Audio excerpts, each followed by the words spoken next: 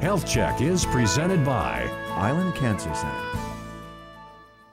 Facilitated by community volunteers Clyde Donato and Bernice McGill, and in partnership with Guam Behavioral Health and Wellness Center Prevention and Training Branch, comes the Survivors of Suicide Support Group. Here on Guam, the suicide rate is really high. We lose a person to suicide, one person every 2 weeks. And so, accessing the community and seeing that there's a problem out there, we just wanted to get involved and offer that community support.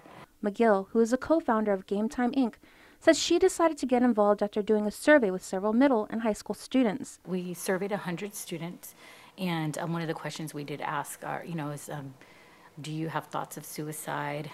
Have you actually tried to commit suicide? She was astonished by the results, with over half surveyed stating they have had thoughts about suicide. The data fueled her commitment to the support group.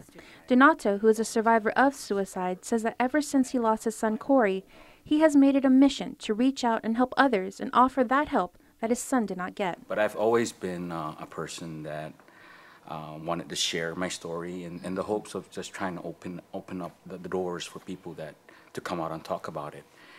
So now I'm taking a different role. I share. I've worked with the Peace Org since immediately after my son's death, and they have kind of mentored me into where I'm at this point in time. It's been 5 years. Donato finds himself in a different position now, this time being the listening ear in the new Survivors of Suicide Support Group. The group is open to anyone who is searching for hope and help as they recover from their loss by suicide. When you lose someone to suicide, it's a totally different type of grief that a person goes through. For example, if a person is battling cancer and a person loses the fight with cancer, then everybody accepts the fact that cancer was the cause. In suicide, there's always that question that can't be answered. So it puts survivors like myself, or people that lost loved ones, in a category where we feel like we're by ourselves. The duo will serve as facilitators and simply listen and provide support by creating a welcoming environment for the survivors. It's a powerful resource for survivors who need a channel to release their emotions and to share their stories. The group will meet this Thursday, October 8th from 6 p.m. to 8 p.m.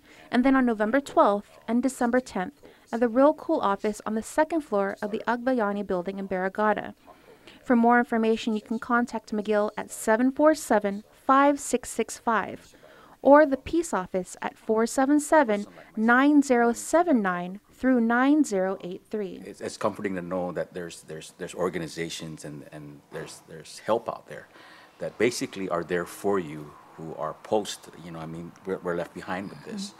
And that's the biggest thing that is beginning the education portion of it. It has gone a long way, and everybody's trying to reach out, and I think just to reach out to someone like me, it makes a difference. It makes a difference to just say, hey, are you okay? Your well-being, making sure that you're taken care of, and it helps with the healing process. It helps with coping with the loss. For more information, you can also go to their Facebook page, Focus on Life Guam.